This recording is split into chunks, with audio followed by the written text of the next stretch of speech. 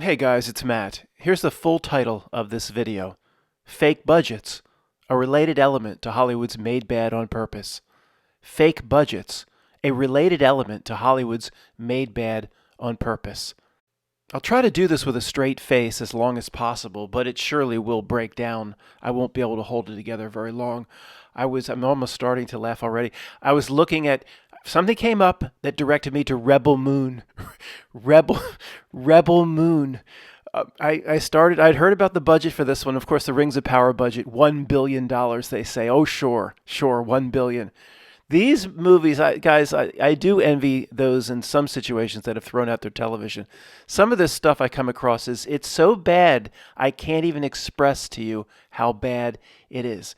Well, the budget for this one, they say 166 million for two parts. Oh, gee. It's like my breaking point. I mean, the Rings of Power, them telling us it's $1 billion budget should have been my breaking point. This was my breaking point. Rebel Moon. And as I looked into it, the fake articles, the fake shilling for it, I don't even know where this is going, but I have to talk about this. The main reason for making this video is who would possibly believe the budget number? I don't think you do. I don't. These idiot movie reviewers. Oh, there's a quote from Vanity Fair. Rebel Moon, 166 million. Rings of Power, 1 billion. They quote it and believe it as gospel. I mean, why would you believe it? In some way, the ridiculously high budget number goes along with Made Bad on Purpose. It's part of the Made Bad on Purpose. You just sense it, don't you? Well, I do.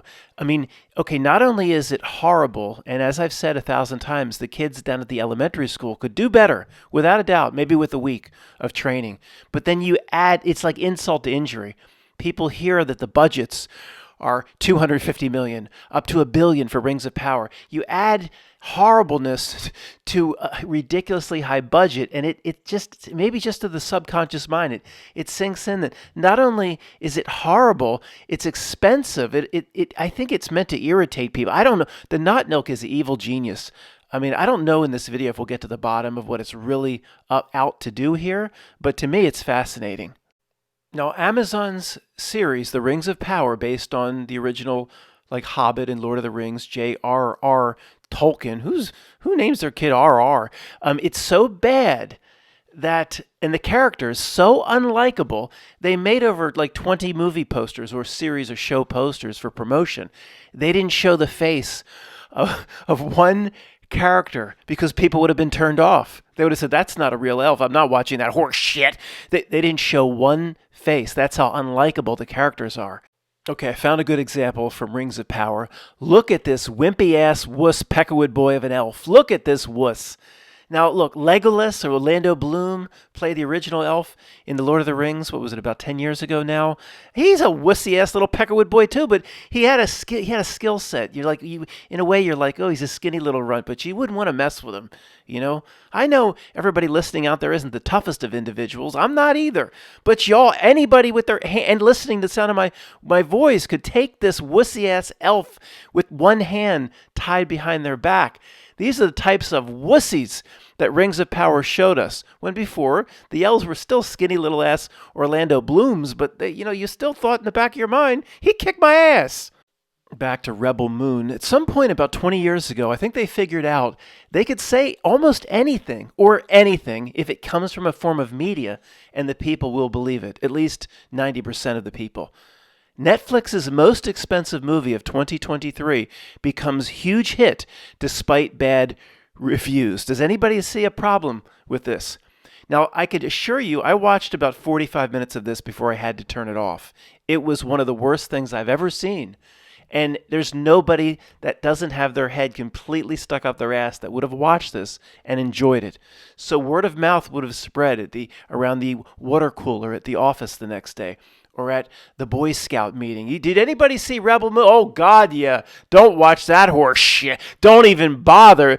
See, that's what, social media, I guess that, word kind of spreads. Maybe that's just me. Maybe it really doesn't spread, and it's just some weird conspiracy theory I have. People would have known within about 5 hours how bad this is. So Netflix's most expensive movie of 2023 becomes huge hit despite bad reviews. What should we do? Just tell them it was a huge hit. What? Fake it? Are you new here? Of course, fake it. Just tell them, the likes of your friends, your family, your uncle, my friend Tony. If it comes from the media, it will be believed. And then tell them the budget number was $4 trillion, and all the idiot movie reviewers will believe it without questioning a bit of it. Zack Snyder's epic space opera Rebel Moon was initially developed as a Star Wars movie, but was reworked into an original story after Disney rejected the script. Now that tells you how bad it must be. If Star Wars rejected it, they should be eager to get their hands on anything, even with the kids at the elementary school, right? Star Wars has become so bad. Epic space opera. Is that like a rock opera? Like Tommy? Zack Snyder? Oh, come on. Netflix took on the project, investing a significant budget into creating part 1 and part 2. Guys, here's the deal. Overall, they have so much going on, so many projects, so many different movies, so many different series. They can assign costs wherever they want. If they want to inflate a budget, they can assign costs and put it on that project. If they want to put it on this movie, they'll put it on this movie. And this is assuming they're trying to do it legally. I don't know what part of the creepy table these Hollywood acolytes sit at, but maybe they don't even have to worry about that. I'm assuming they have to do it legally. Let's just assume that for this conversation. GAT, generally accepted accounting. I thought it was standards. GAS. That'd be GAS. GAT with it. Who cares? Let's just say the overall the balance sheet for the stock reporting is correct. They still can assign expenses wherever they want. So when the box of $4,000 toilet seats come in, the same box that your tax dollars been paying for at Boeing and Lockheed Martin, and it's not one toilet seat for $4,000, it's a whole box, hundreds of toilet seats. Oh, this is an expense that goes to the new series, The Gentleman. No, don't put that expense on The Gentleman. Put the $4,000 toilet seats on the Rebel Moon budget because we need to inflate that. That's assuming they're even trying to do it legally. But see, they can play with expenses anywhere they want, because that's, again, this is really, really giving them the benefit of the doubt. Very little of it might be real, but they can assign costs wherever they want. If they're trying to push out a made bad on purpose theme like Rebel Moon, then an additional irritant to the fan base is how much it cost, because that money could have been going to feed the homeless. You watch some of these movie reviewers on Netflix, with the critical drinker being the Pied Piper for the rest of them, or for most of the rest of them. We'll give just some guy a pass and Dave a pass.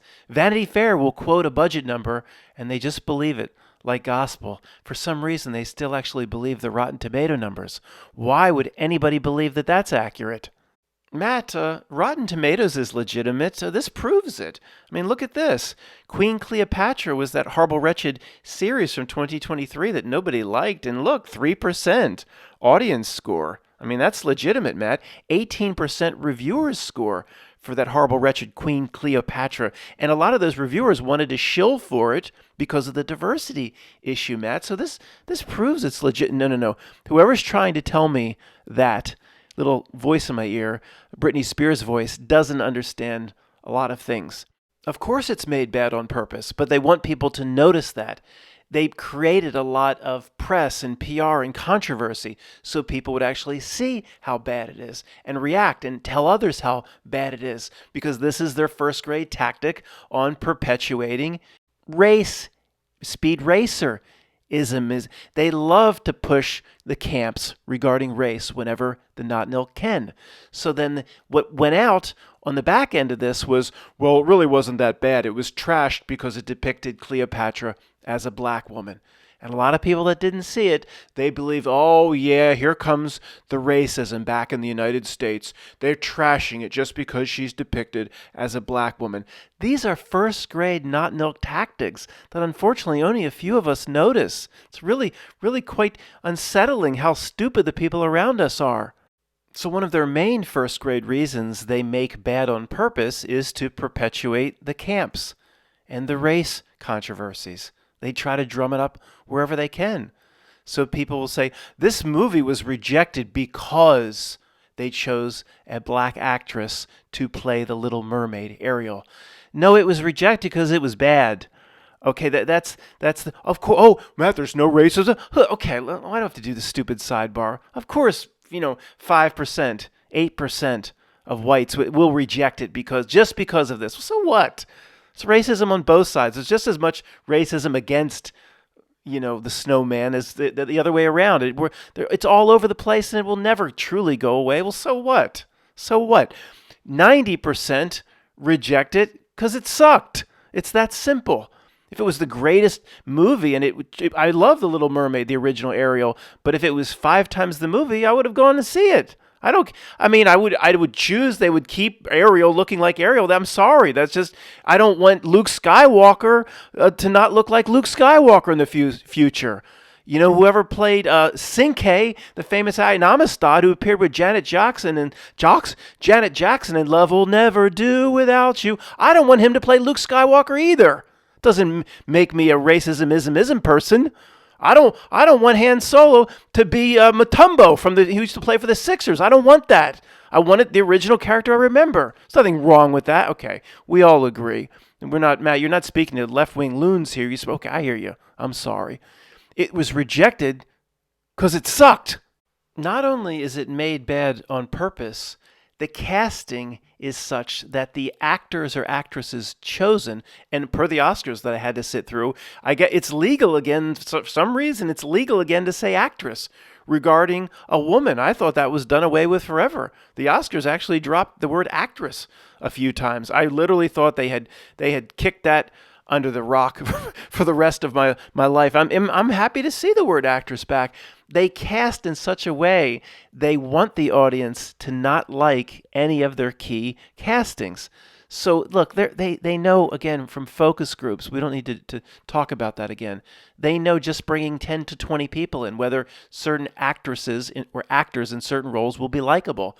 The focus group regarding this actress, whoever played Galadriel, you have to do it like the Elven, I forgot, Galadriel. You say it like that, then you're really a J.R.R.R.R. Tolkien fan, and you know how to do the Elvish, whatever. They would know within 5 seconds when people started tossing heads of lettuce and tomatoes at the screen during the focus group that this woman is unlikable as any woman on the face of the earth, at least in playing this role. She may be in other roles. She's probably trained in some way to be unlikable. It's not just her. Every character in Lord of the Rings, the Rings of Power, was cast to be unlikable. Every single one, with this Galadriel taking the cake. Oh gosh, don't even look into her eyes. This was Queen whatever. Now, it's not always the actor or actress's fault. The actor or actress themselves probably overall is not unlikable if cast in other roles. She was overbearing. Just horrible. You come into my. This little person was, hard to say unlikable. Just horrible little skits with these little. They weren't hobbits. I don't know what they were called. This wuss ass. This is the famous elf from the old Lord of the Rings, who's became some wuss ass. The dwarf was completely unlikable. This elf was like sandpaper. It wasn't like unlikable. There just was nothing there. It was like eating fried meats between 2 pieces of sandpaper. This woman was, she was a little bit likable. Sorry, just because it's a pretty maybe. I don't think that's it. But she was. This person was unlikable. This was the wife of the dwarf, completely unlikable. This is that other wuss-ass elf, unlikable. Was this? No, I think this was Sauron, unlikable. This is a famous British actor. I don't know his name. He was unlikable. He said, the people that fall behind him, it wasn't hobbits. It was I forget what they were called. He's like, you fall behind, fuck them. If they fall behind, leave them to the wolves. He was completely unlikable, even though he's obviously been liked in other things. I don't know who this person is, so I can't comment. He looks unlikable. Guys, I know it's too much on the Rings of Power, but there's no better way to make these points. Made bad on purpose. The budget is overly inflated and is basically fake. There's no possible way. It's $1 billion. The characters are cast to be unlikable on purpose. There's no better way to express this stuff than Rings of Power, but I am going to move off of it. But one last thing. There are various ways to prove my points, but I think what you're looking at here is the best way. Now, for those that don't know, like fantasy novels or J.R.R. Tolkien, he would have to be one of the original 3 to introduce the whole sword and sorcery fantasy genre, which is so big today.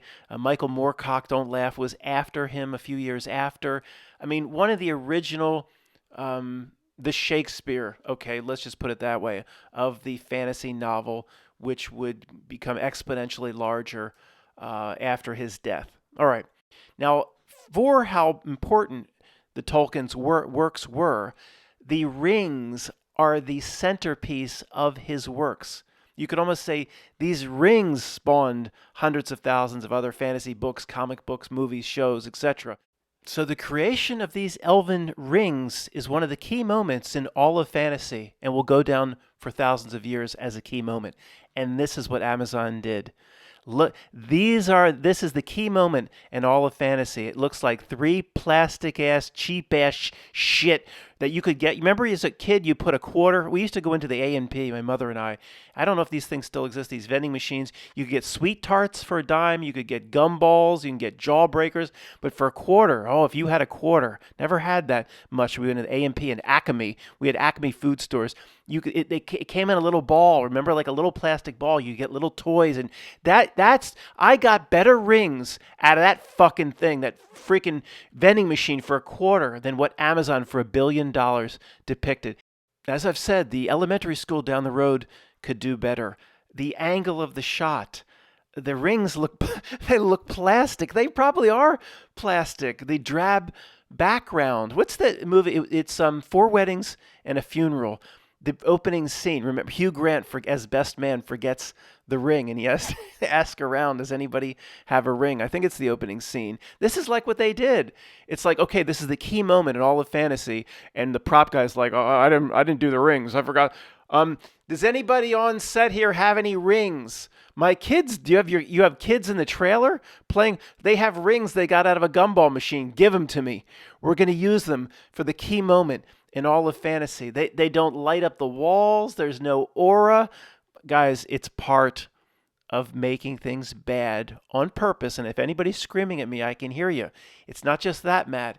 They're out to ruin what was once great or still great good. Ruin the original Star Wars via the last few Star Wars. Ruin the legacy or the original, sour the well of the original J.R.R. Tolkien by ruining it now.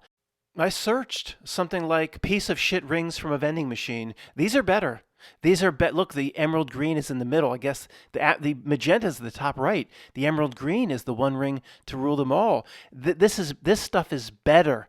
If Amazon would have just spent a quarter or whatever this costs, maybe it's $5 on eBay, would have kept that budget down a bit. I'm not joking. These are better than what Amazon, the one on the far right, if you could have swapped that out, $1 billion budget, I say I can cut $100 million off your budget right now.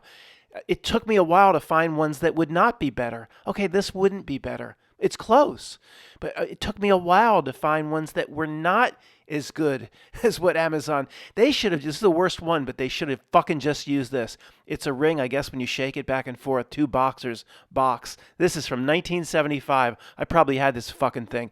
Amazon, Rings of Power, you should have fucking used this thing. It would have been better. Saved yourself a few $100 million.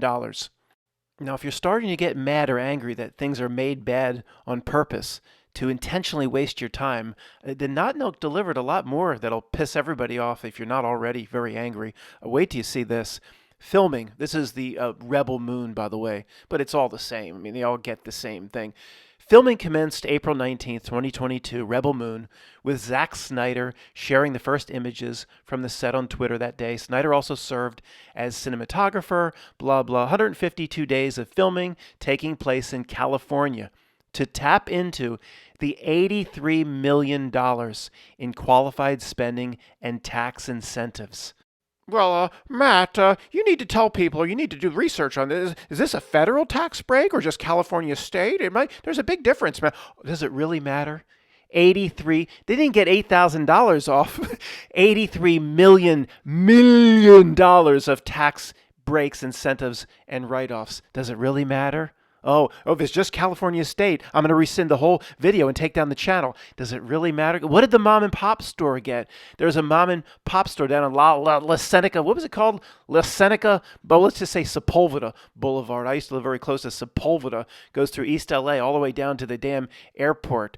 And what the mom and pop shop that sold brooms and like dry goods, and maybe they sold little hardware items. And what'd they get? Squat? They got squat.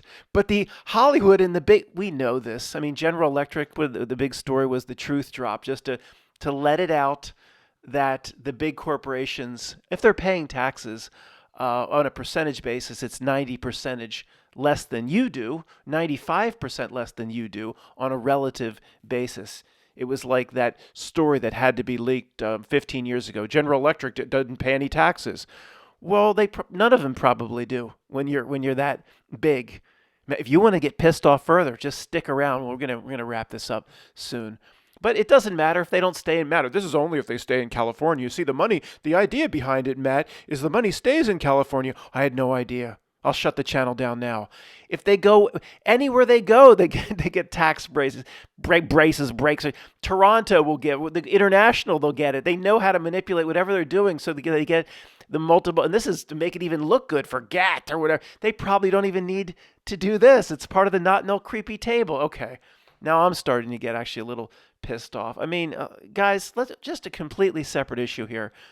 At what point, the from the aluminum Ducati card game, I guess you could say the Illuminati card game, because the bot understands it's associated with a card game, and you don't get a banner ad for that. The Enough is Enough card with Trump pictured, well, forget Trump pictured on it. Just the Enough is Enough card. When will that happen? When will the American people, just in general, just say, we've had enough?